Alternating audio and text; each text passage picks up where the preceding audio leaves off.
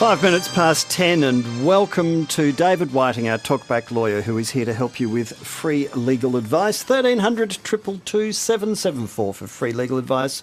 1300 222 774 is the number if you've got a little vexing problem that you want David's advice to fix. Good morning to you, David. Good morning, John. Any legal news or gossip this morning? Well, there was some legislation passed in the Federal Parliament in the last couple of weeks that's establishing a Financial Complaints Authority, Australian Financial Complaints Authority, which will take over Financial Services Ombudsman and the Superannuation Complaints Tribunal. So it's a one-stop shop? The aim is that if you have a complaint involving a bank or a superannuation fund or something, or a financial advisor, you can take all of your complaints to the one place. So all the personnel from those different things are thrown in together? I don't know that they've actually made that commitment, John. The answer will be there will be some gains and some losses. There always are.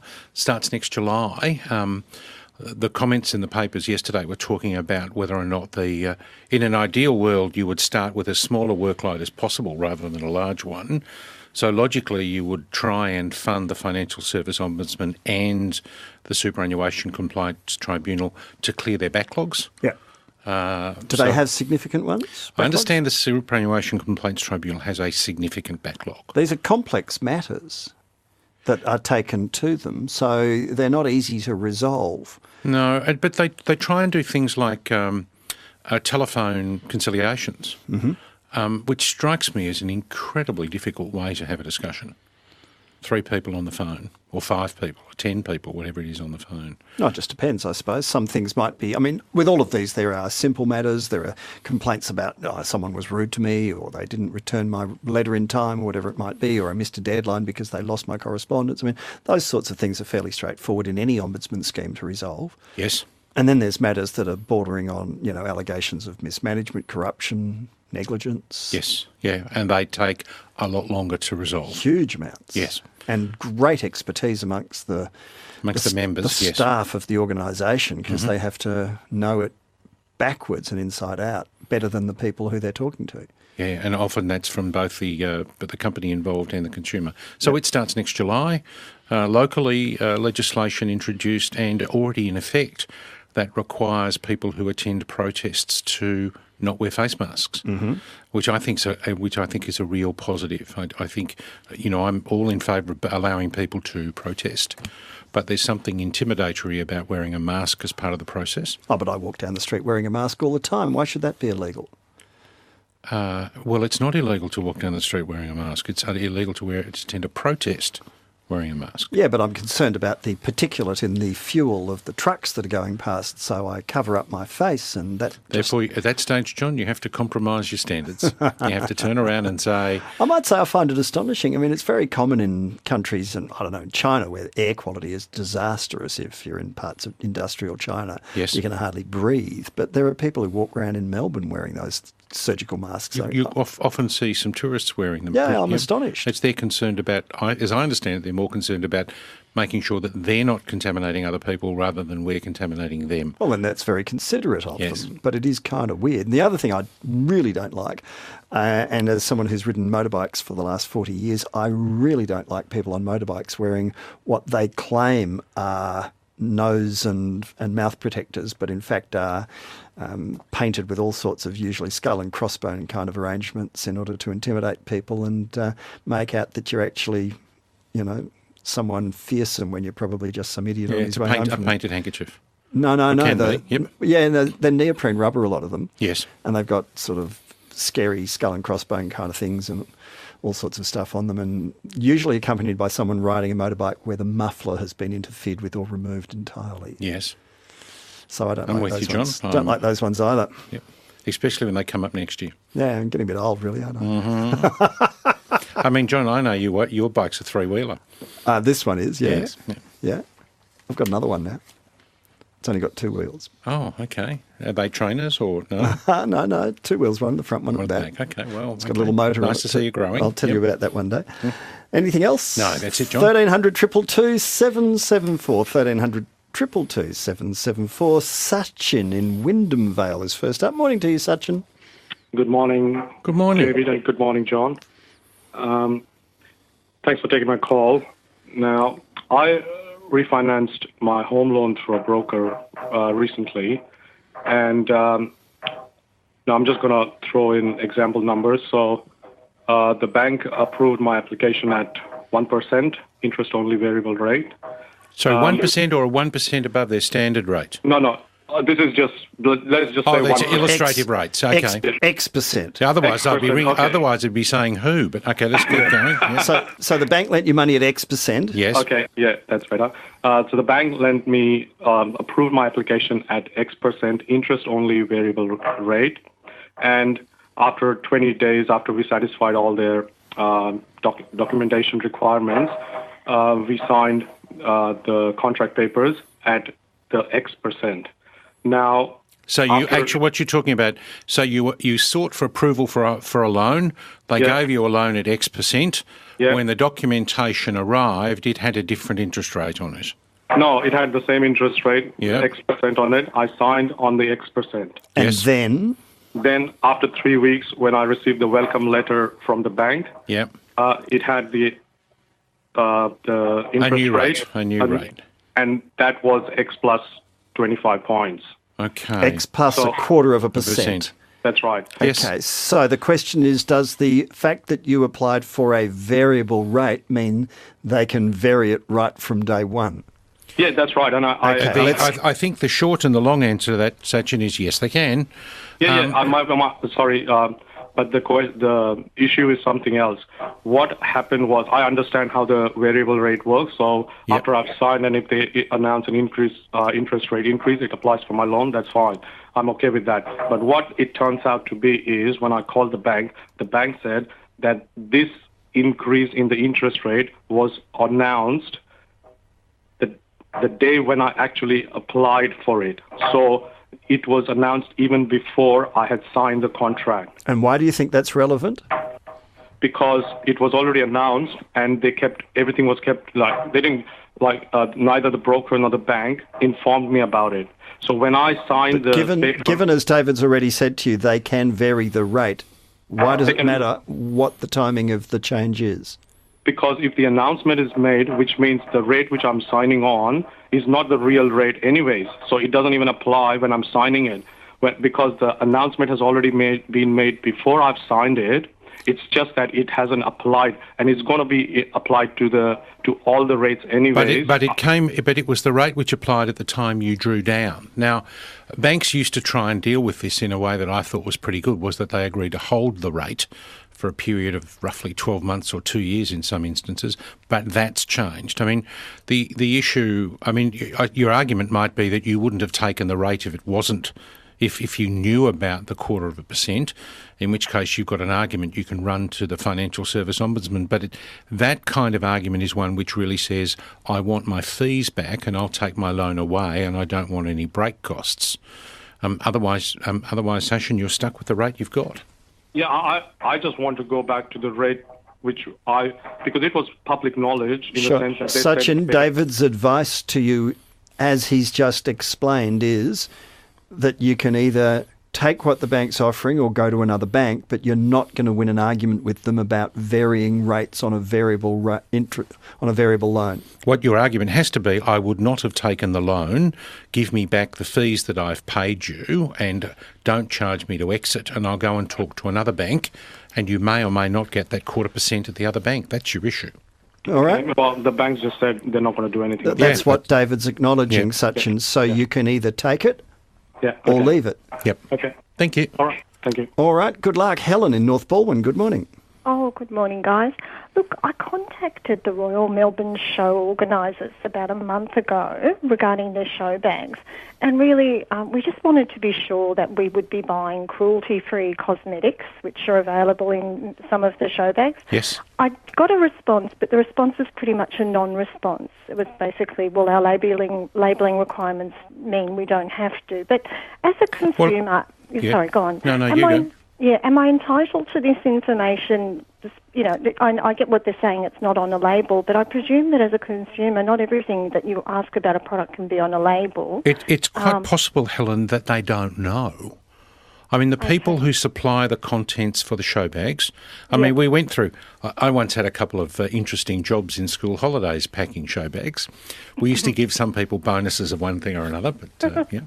So, sorry, packing show bags? Yes, that what used to happen was if you went into the Hall of Commerce or the Hall of Manufacturers, there were people upstairs packing show bags. What, taking and they were one, dropping down the chute. One of everything along, and then drop it down. A cartoon and a balloon and a popcorn and a few other things, and you drop them down the chute. I have a Western Star butter ruler from the Western Star butter show bag. Well, don't take it off overseas because you won't be allowed to bring it back. It was given to me by Uncle Norman. I'm very impressed.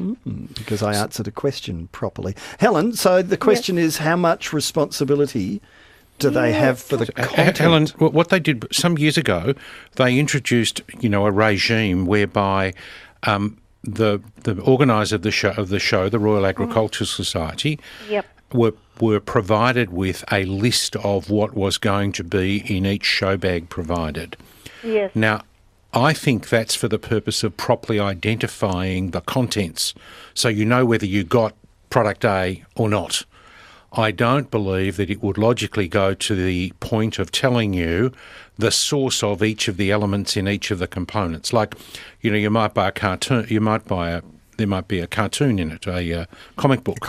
But the comic wouldn't tell you whether it was made from sustainable timber or not, which is the kind of level that you're looking for.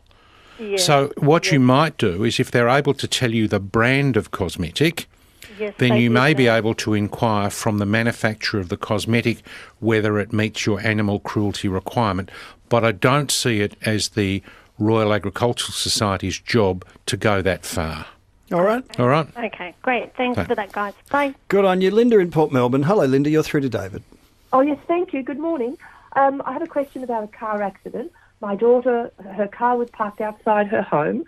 She had a couple of children in the car. She went around to the roadside passenger door behind the driver's seat and had the door resting on her body, putting the seatbelt on the child. A rubbish truck has come around the corner. He had approximately half a block notice, distance before he hit my daughter's car. He hit the door, and the panel beater has said quite clearly the angle of the door and everything that it was for... So your daughter's car door was sticking out into the road? Yes. Yes, understand. And the rubbish truck hit it? Yes. And are they refusing to pay for the repairs? When the driver, who is an employee, when it first happened, he wouldn't give his details, so my daughter promptly rang the police. They then got him on the phone and dealt with him over the phone, and he then said, okay, fine, and off she went, they exchanged details. Yes. Then when she contacted his company, the owner was very, yes, no worries, and so she took it around to the panel beater. That was recommended to get an assessment. So who did the recommending of the panel beater? Oh, we're in Port Melbourne. There's a lot of them there. Right, but it wasn't the person who owned the truck that hit your daughter's car. Oh no. Okay. You got another recommendation. Yes. Correct. Yeah, just based on the owner of the company's approval to say yes, everything's okay, fine. We'll help out. We'll fix that. And so we forwarded him the details, rang him up. Yes. And then he said, $8,000. No. And then $8,000 for a door. Well, you've got to think, John, is that what happens is the door has all been wrenched off its hinges, I would guess. It's totally crunched in. The impact, because of the angle, the door was resting on her body. Yes. I mean, we were just grateful that she wasn't hurt. Yep. The door, and the panel beater, when he looked, he said, you can tell by the way it's been hit as to the position of the door. She hasn't just flung it open. The driver's now saying she flung it open in front of me, and which is totally not what happened. Then and now there's a dispute. So yes, and what's the question, Linda? So the question is, legally, who's in the wrong? She doesn't have insurance. Who's in the wrong? What I find in life is that it's always a bit of somebody's fault. The general proposition, however, is that the vast proportion of the responsibility rests with the driver of the rubbish truck. Yep. And there is a concept called vicarious liability, where an employer is liable for the acts of his or her employee. So it's an action that you would bring against the driver and the owner of the truck. So if without insurance, Linda's daughter has to go to the magistrate's court, yes, and take a complaint in the magistrate's court against the owner and the driver and of the rubbish truck to recover her costs. All right, Linda? They'll give it to their insurance company, and then you'll be dealing with them direct. And are you able to give me an indication of the cost of going to a magistrate's court? Well, I couldn't tell you where it might finish, but you might end up paying $3,000 or $4,000 in costs to get your judgment. Now you'll get, if they dispute it all the way through. Yeah. So the process is that you've got to spend a bit of money up front. You need to get an affidavit from the repairer. You need to issue there's a court fee. You'll probably incur legal fees at that point. That's then served on the owner and the driver. And at that stage, you, in theory, start negotiations with the company if they self-insure or with the insurer. You'd start with a letter, though, a letter of demand with a quote attached, wouldn't you? That's where I'd I'd start. At least to start. get the ball rolling. Would you consider, we contacted somebody over the weekend, told my daughter of a litigation company that can act on her behalf. Yes. And then sent through paperwork. Do you think that is a safe way to go, in your experience? What do you mean a litigation company, Linda? Well, they basically send through forms that for her to sign off on that they'll act on her behalf. Yeah. So it's an authority. So is it a law firm or not a law firm? I haven't seen it. They've only just emailed it through to her. It sounds like a law firm that acts on her behalf. Yes. They ask similar. It sounds similar to an insurance claim for where they ask you to give drawings and photos and. So what they're doing is they're trying to get as much information up front from you as possible. I would ask around. Lots of people you know have had car accidents. Try and use one from a recommendation if you can. The person that you've been referred to might be absolutely perfect, but I think at the end of the day you want to talk to a person, not a system. And but they're trying to get from you all of the information up front to assess for your prospects of recovery, and then you really need to say, well, how much am I risking in terms of costs to take this on? Good luck. All right, Linda. All right, thanks so much. Good luck with that, and I hope it's resolved. Jenny and Bendigo, good morning to you. Hi, thank you so much for taking my call. I try to listen every week, and apparently this topic may have been covered before, so I'm sorry for that, but I have missed this. My mother's in a nursing home, and my dad was in a nursing home too, and he just died 2 weeks ago. Yes. Sorry to hear that. That's traumatic. It was, but he was 93, so, that does make it easier. Now, his will go to my mum. Yep. We're wondering whether two things, and you might not know the first. When we do the will it mean that his income is now reassessed against her? But we're also wondering how long we can put off doing the will so that his income doesn't go to her, so that the nursing home gets all his money. Well, the nursing home won't get all his money. Your mum's contributions to the cost of her being looked after at an aged care facility have 3 or 4 elements, depending on what you do. There's the bond, the residence accommodation deposit, or the residence accommodation payment. You can pay it by instalments. Presumably your mother's has already been paid. No?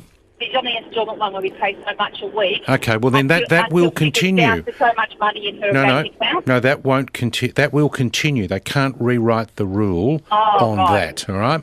Yes. Then an amount equivalent to 85% of her pension goes in. Yes. And then the last one is where the government says if you've got lots of money, you need to contribute to the cost of your home care, your own care. And at that point, that will depend. You're required to advise Centrelink, but only when your mother is entitled to the money, and she's not currently entitled to the money because the administration of the estate hasn't even started yet. Yes, so how long do I have to do probate? Well, everybody's got a set of rules. The tax office will give you three tax returns, but they haven't done tax returns for years. No, okay, well then that's Centrelink. Yeah. It's really up to how long Centrelink will. It depends on how long it will reasonably take you to do the assessment. I would have thought 6, 8, 12 months would not be unreasonable, but it will depend upon the estate. All right? So it's not. It doesn't take effect from when your dad died. Yep. It really takes effect from the time when your mum is entitled to say, give me the money. All right? Right. Yeah, so you think Centrelink will let us know and say, where's the probate? No, you will be required to tell Centrelink. Your mother has an ongoing disclosure requirement to Centrelink to say that my husband has died, probate has been given to my children, and they have now paid me my entitlement, so my assets are now X, and then they'll ask for documentary evidences to that, and then they will reassess your mum's entitlement to so whether or not she has to make a contribution to her care. How long has she been in care? 3 months. Then there's even a lifetime cap on that. There's a $60,000 cap on that, so it's not hideous. Good luck with that. Got a whole lot of text messages about the advice that you and I agreed on, actually, for, I think it was Linda's daughter. Oh, Linda's daughter in the car, the $8,000 car. Yep. Onus is on the person in the car not to have the car door extend into a carriageway, and the same thing, separate text, same thing happened to a friend of mine, was deemed to be obstructing the road and held to be her fault. So not that straightforward on the road regulations. Well, it will depend. A car accident, there'll be an apportionment issue. Right. So you'd need to know how wide the carriageway was, whether there were any obstructions, any of those things are all part of determining what proportion Linda's daughter needs to bear. And there's several people saying that there are some people offering services in car crash cases who are... how do I put this politely, less than adequate in the way they attend to things. There are a couple of them who've been the subject of disciplinary proceedings for lawyers. Bill in Keilor, morning to you, Bill. Morning, gents. How you doing? Good, welcome. Thank you. That's a go. We purchased a property in 1974. Yes. And we, as you do, you lodge the title deeds with the bank, particularly when you have a mortgage. Well, then, you actually hand them over and they won't. It's more that they take them from you than you lodge them with them. Yep. Right. Yes. Now, we discharged that mortgage back in 87. Yep. And for safekeeping, we left them with the bank. And what you're telling me is that the branch that you had at the time is closed and its successor branch is closed and its successor branch is closed, and now they can't find it. No, not like that at all. The branch still exists. Oh, okay. Thank God. Yep.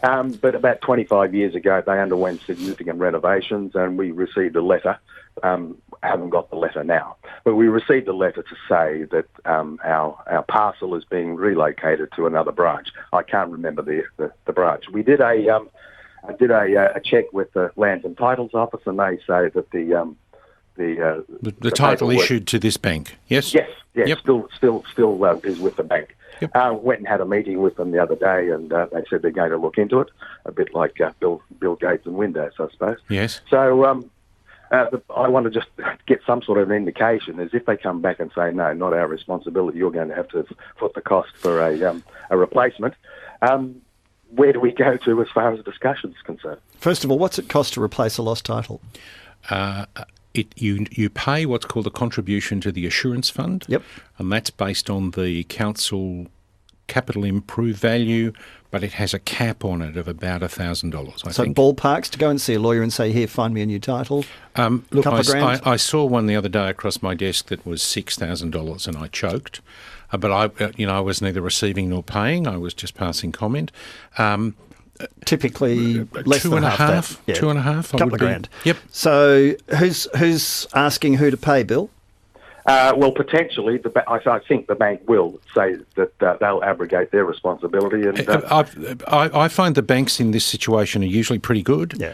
And effectively, they need to. I mean, they have to rely on your assurance that it wasn't recovered from the bank. But they will know. They'll have records where the deeds went to. The question, though, is whether or not the bank knows that they've got the title. So they're simply relying upon your word. I see. So depend on their records as well. They're supposed to keep records. So if their records show that they in fact did have it and they can't find it, then usually they just go, yeah, well, we better pick up the bill on this. Yeah, most of them do. Yeah. So they'll have records that they got it from the Land Titles Office. They'll simply have no records that they've done anything else with it. And you're coming along and saying, well, I left it at the bank. They'll try and get you to pay for it if they can, Bill, but if you stick to your guns... It is, in one sense, Bill, a really good reason for not discharging your mortgage, because then it's still the bank's problem. All right? You leave $1 on it. Or you just simply discharge the mortgage, and so you might pay out the mortgage but not discharge the facility. Either way, Bill, that's your path. Good luck. Okay, thanks a lot. In queue, Walter, good morning to you. Hello, Walter. Good morning, Jim. How you going? Good. Walter? Yeah. Having said good morning, can I put you back on hold? And I'll come back to you after the news headlines. 27 minutes to 10. I'm about to get back to you, Walter, from Kew, but I now have so much correspondence, David, about people opening doors into traffic. Under the Road Traffic Act, it's illegal to open a door that then impedes traffic, says Pete in Eltham. She's opening a door into traffic, check your road laws and no insurance. Hard lesson, but it's her fault. It's a consensus. And then people say, well, why is it any different to cyclists and dooring? If you're a cyclist and someone opens a door in your path, it's not the cyclist's fault, it's the door opener's fault. So you're supposed to be careful. You're not supposed to open a door when it creates a hazard for ongoing traffic, whether it's a rubbish truck or a bicycle. My argument would be that it didn't impede the rubbish truck. Didn't indicate that it was a narrow lane in Port Melbourne that the truck couldn't get past. No. Well, certainly it's a lively point of contention. Let's get back to Walter, who's been patiently waiting during the news headlines, and good morning to you. Yeah, good morning. I had a vehicle that broke down, and I was recommended this mechanic. So I took it to the mechanic, and they're like, yep, you need a new engine. Your engine's seized up. A whole engine, a motor? Yeah, yep. Wow. How old's the car? It was quite old. I think it'd been used as a courier vehicle, and so I'd done a lot of kilometres. I'd done like 260 kilometres, 60,000 kilometres. Mm-hmm. But, so they're like, it will cost about $6,000 to put another engine in, not a refurbished engine, just another old engine that had done less kilometres. Yes. I'm like, okay, let's do that because it's still cheaper than buying another van. Yes. Same model. I get it back after however long, and it still wasn't running that well. And they're like, oh, well, it needs a new airflow meter. So, well, all right, let's put that in. And then after that, it still wasn't running very well. In fact, it was just blowing a lot of smoke. So the second-hand motor wasn't that good? Well, I don't know if it's the second-hand motor. He sticks to his guns and says that the motor's fine, but now that he thinks it needs a new exhaust, and he's like, we need to try and find another exhaust for this motor. Well, Walter, I can see a million problems. You take a vehicle into a repairer that's not working. And then, so it's really a question of, well, let's see if it's this, and let's see if it's that. So if the engine you take in isn't functioning, and the decision's made to replace it with another one that is not tested, has probably come out of a wreck somewhere. So do we even know if the second engine was going when it arrived? Well, he was saying that it was a good engine. How did he know? He bought it from, I guess, some wreckers or someone that he... How did they know? I'm not sure. So, you take your vehicle in, I've got a series of problems, the car's not going or the vehicle's not going. I think it's the engine. Okay, let's replace the engine. Do you want a long motor or a short motor? Do you want it refurbished or reconditioned? And you elect to say, I'll take the cheap option, I'll just take one that's got some less Ks on it, but isn't checked or verified. You really don't know until you bought it and you put it in and you've turned it on. I can understand. I've got some sympathy for your position because probably at $10,000 you might have bought another vehicle. But from the repairer's point of view, it's this is a series of a process of elimination. I can fix the motor problem, and he says he's done that, and now that's identified a series of other problems that he couldn't have known about at the time. So when you replace the engine, wouldn't you also replace the exhaust? Like, wouldn't that No. Walter, do you trust this guy or not, is the question? Yeah, I do. Then, I think he was trying to do the right thing, and I think somewhere along the line, something hasn't gone to plan. Okay, how much have you spent so far? $7,000. $7,000 on a car that was worth how much at the start? $10,000. And he's wanting you to spend even more. Yeah. Yeah. Well, look, I don't know much more than that, but I'm not on your side of this debate, Walter. I'd be wondering why I'm spending so much money to resurrect a car that was not really worth that much in the first place. I have sympathy. I have more sympathy with the repairer than I do with you, Walter, in the way you've described it. All right? Oh, no, I'm not going that far. I have sympathy for you. Well, but when he recommended this engine, he was like, "This will get you up and going." Did he guarantee it or warranty it? No. Okay, you've relied on his expertise. It's turned out that you're $7,000 down and you still don't have a car that's going. I know what I'd be doing. What do you reckon, David? Would you be taking the car to the tip to a wrecker and see how much you could get for it, John? I'd be getting a second opinion in order to go to VCAT to get my $7,000 back. Yeah, if you think it's the repairers, if you think it's your mechanic's problem, then it's a VCAT issue. But you're going to need to get some evidence that based on what was known about the vehicle when you took it in, whether he has or hasn't done the right thing, and whether he's charged you fairly or not. I might say, Walter, I don't know what make of car it is, but a second-hand motor from a wrecker costs some hundreds of dollars, not thousands of dollars, and it doesn't cost $7,000 to put a second-hand motor in an old bomb. It just doesn't, unless it's something incredibly exotic, in which case you wouldn't be calling us. And it wouldn't have been used as a career car. Well, even if it's a European car, I think you're in dangerous territory here. You can be you can be pouring money into this thing. Been there, done that. Don't recommend anyone follow that path. Yeah, all right. Have you got any mates who are more car savvy than you? Not really. I'd be looking for someone else who can help guide you through what's going to be a traumatic process. Yeah, or just try and cut my losses. Yeah, there might be that too. Yeah, but that's part of the assessment. You need to actually get the advice as to whether it's resurrectable and at what cost, and whether you've been treated fairly as you've gone along. And one of your options at that point is, well, do I bail? I think rather than bail, I'd be putting the squeeze. I'd be threatening the repairer, saying I'm off to see the VACC if they're a member of the VACC, or I'm off to VCAT or whatever. I'm not putting more money into this, but you're going to give me a good car for what I've already put in. Walter, ring a few wreckers yourself and get a quote for the engine, and then you'll have some idea whether the 6 was fair or not fair. All right. Yeah. Okay. Thanks, Walter. Thanks for that, James. Oh, it's a bit of a nightmare. Ross in Glen Waverley, if we can do one more, David. Thanks. Yep. Ross, good morning to you. Good morning, John and David. Thank you very much for taking the call and extra time. Also, a car inquiry. Also, my daughter, she was in country Victoria a year ago, had a crash, her fault. Towing vehicle arrived at the behest of the local police officer. Yep. So both vehicles were towed. I don't know where the other one was towed to, but hers was towed to a depot about 1 kilometre away. Yes.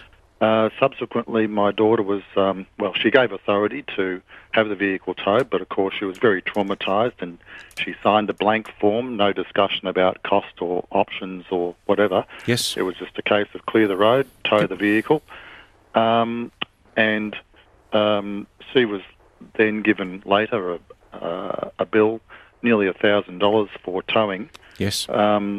And discussions with the towing company, they knocked back the charge that they wanted to receive from her. The salvage value on the vehicle was negligible. Situation is the vehicle is still in a compound somewhere. I don't know whether it's at the original place it was towed to or somewhere else. Yep. The towing company is not willing to let us look at the vehicle. They just want us to pay for the their reduced cost. Ross, I'm going to give you an answer next week. I do know that they changed the legislation. There is legislation that relates to what towing companies can and can't do, and how long, in terms of when you can opt out of an arrangement, what the fees might be. How long has it been there now? A year. Yep. Yeah. Right. Have you had access to it at all during the year, Ross? Yes, I did once. Okay, so they're now saying you've had your access, now you've got to get it out. Yep. Okay. All right. I'll let you know next week, Ross. Okay, thank you. Okay, I'm sorry it's taking you, it'll be 53 weeks instead of 52, but we'll see how we go. Sure. Okay, good on you, Ross. David, I've now got endless people telling me how much it cost to get their 1985 re-engined, $5,000 including labour.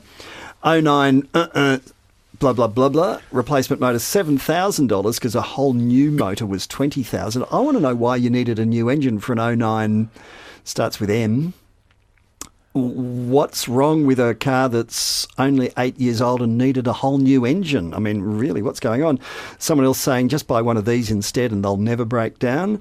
Anne got her second-hand motor installed in her son's car for $800, and someone's making fun of me by saying my favourite brand of exotic European old car, it's probably one of those, John. How could it be, John? Yes. I could not understand that. No. I heard of a German car with a full engine, yeah, cost $45,000.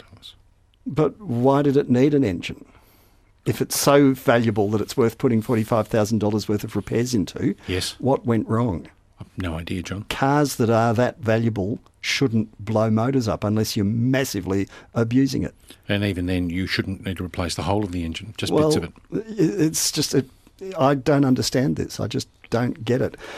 Someone offered me a perfectly good second-hand car for $4,000 this week, which I nearly bought because... Because it's time to change, isn't it, Boy John? number two's old bomb is probably on its last legs. So instead of waiting for it to actually blow up, I said, oh, here's a good alternative. And he had a look at it and went, no, it's too big.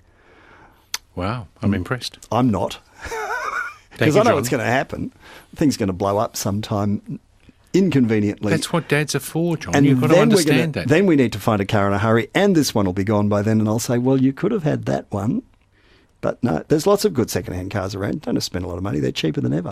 They are. And new ones are cheap too. Yeah, which is why the whole thing... Everything trickles down. That's right. So, yeah... But you should buy the cheapest car that your ego can cope with. That's reliable.